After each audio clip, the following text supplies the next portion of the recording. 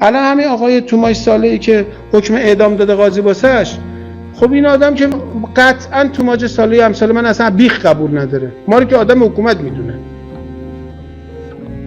تازه معتقد ما باید سوراخ موش هم بریم بخریم. خب ولی من که اونو اینجوری نمیدونم، اما میدونم بچه‌مونه، الان دست ماست. اصلا معتقدید که بچه‌تونه؟ چرا بچه خودشون جاسوس شده بود میگفت بچه‌مو گول زدن، میگن مسئولین. خب بچه من ساده است گول زد، مهدی ما ساده بود گولش زدن. البته ایشون معتقد فرقی هم بین لکسوس و 206 نیست.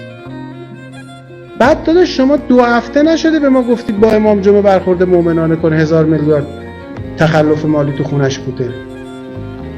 خب شما با این بچه برخورد مومنانه کنید، حکمش اعدام میشه، بعد مومنانه برخورد کنید. تو اصلا فرض کن 4 تا جمله هم گفت، خب مومنانه باش برخورد کنید، حالا که تو دست شماست. تو ایران بوده، از خارج که حرف نزده، تو ایران حرف زده، تو کشور خودمون، تو خونش 4 تا فوش هم به خودمون داده. خب مومنانه باش برخورد کنید، مومنانه حکمش میشه اعدام.